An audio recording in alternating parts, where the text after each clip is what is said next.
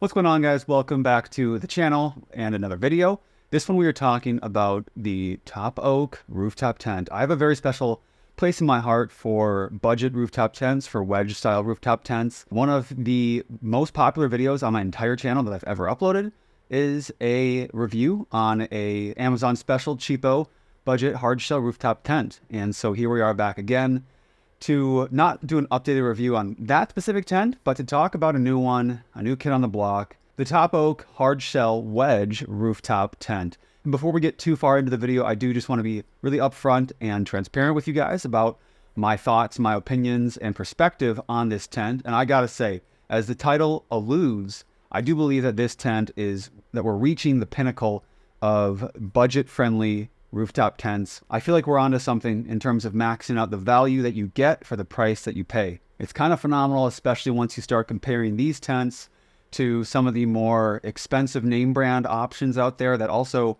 are Chinese or Korean or somewhere in Asia. Speaking of value and of price, the tent costs $1,500, and I'm including the price of shipping in that just because the only way to work around that is by picking it up used, secondhand locally, which is what I actually happened to have done.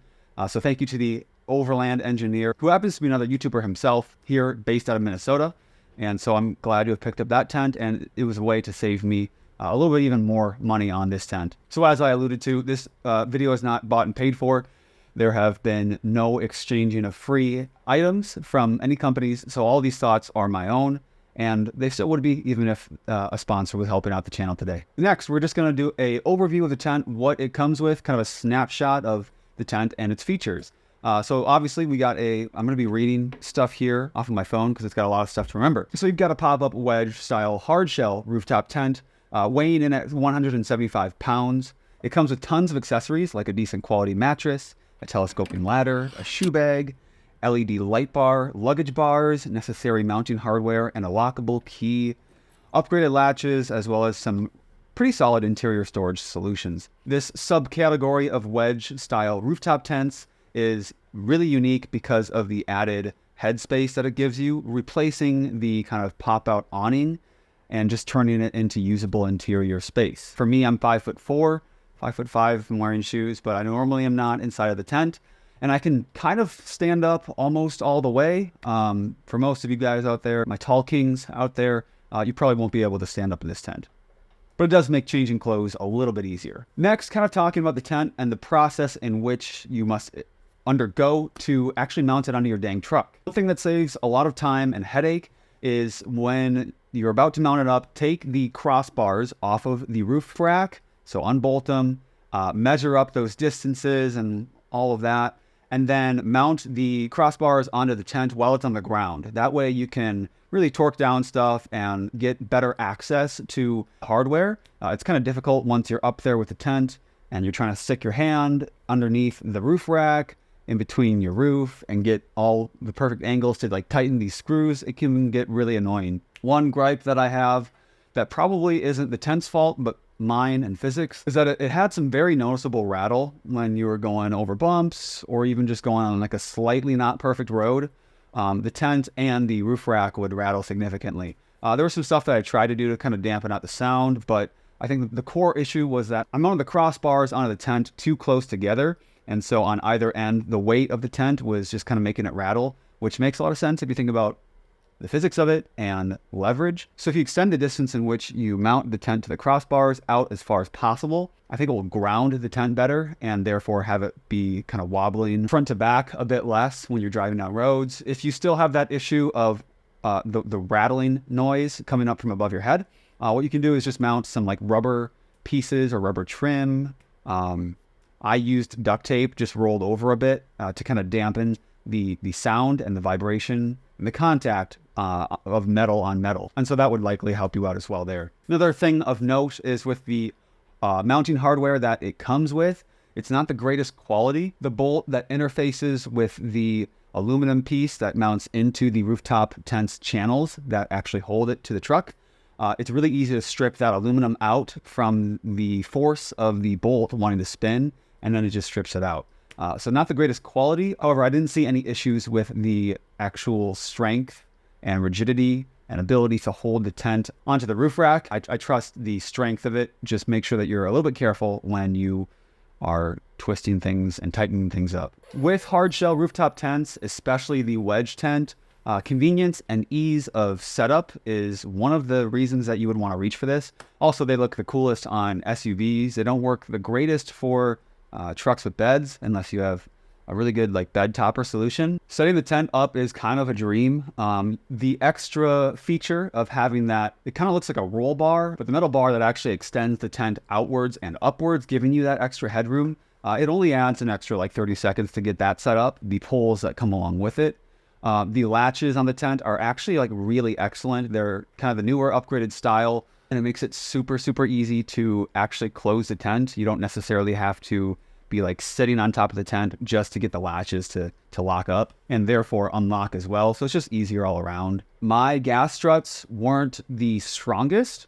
Once I did remove the luggage bars, therefore removing a little bit of weight on top of the tent, the gas struts were a little bit less hesitant to fully open up, but you'd have to give it a few pushes, for me at least. Also, I do believe that using the tent in the cold might have had something to do with the gas struts just being a little bit more hesitant. The channels that hold the light bar in place, you kind of have to futz around with them and fit them a little bit better because the light bar likes to fall down. But it is a really great feature that you can just plug into a little like battery pack that you have, and it draws really low power, so we can run that light for a long time. And yeah, setup just really couldn't be any easier with this tent. It barely takes time at all. Next category in which we will review this tent from is going to be the sleeping experience. And so I spent a few nights in that tent. I didn't even give the mattress that it comes with a shot. What I did was I bought a queen-sized memory foam 1.5 inch mattress topper, and then I just fitted it, cut off a little bit of length to get it to fit perfectly in the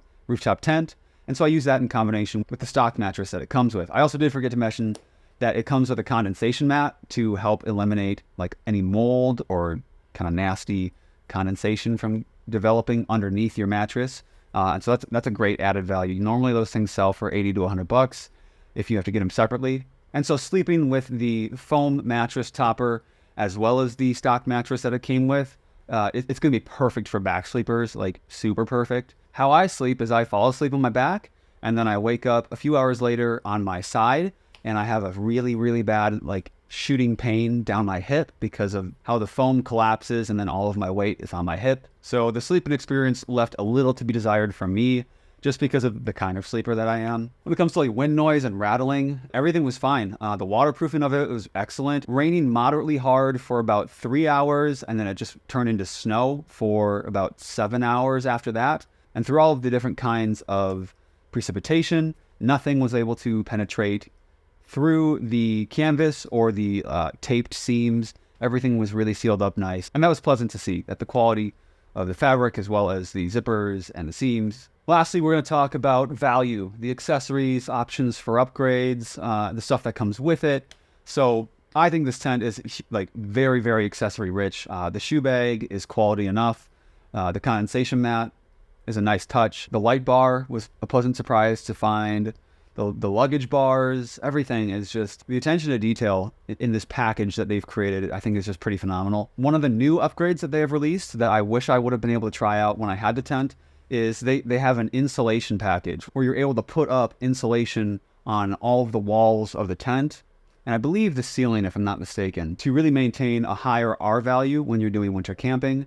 My diesel heater, I do have a Vivor diesel heater. Even with the diesel heater on a relatively high setting, it didn't get quite as warm as I had hoped that it would. And I think having that extra insulation package, I believe it costs 300 bucks on Amazon under TopOak's store. I think that would have made a difference and gone a long way in staying warmer in the winter. So maybe that would be something worth looking into and checking out for those of you who are trying to stay active in the winter with camping, with overlanding. Obviously, with the kind of first gen of wedge hard shell rooftop tents, there are tons of different models out there that far exceed the price of the TopOak one. I think for the added features and the innovation that you get with this tent, there are very few reasons to buy Gen 1 style rooftop tents. I'm talking the ones without the pop-up, the ones with the awning that kind of comes out and essentially just reduces your headroom and some of your your cubic footage inside. This is just a no-brainer to me. Sure, there might be reasons to reach for like the Roof Nest Falcon Pro, which is essentially the same tent, just with a couple nicer features. But I think this new style of tent is just a game changer for the price, and even for like the customer support excellence. If anything happens to your tent, like damages, dings, anything in transit, in shipping, this company will make sure that you're getting taken care of. So really low risk, really low price, and a lot of really cool benefits to this tent. Hope you guys enjoyed the video. Hope you found it informative, maybe convinced you one way or another if you are thinking about picking up this tent. As of now, as of the filming of this video, super early January, it is in stock, so good luck finding one. I would love to hear your guys' thoughts in the comments section if you have tried out this tent before, or if you have your eyes on it. It helps out the channel here, starts a new conversation, adds perspective, and I'm genuinely curious to hear from you guys. Thank you so much for watching. We will see you in the next video, and yeah, take care.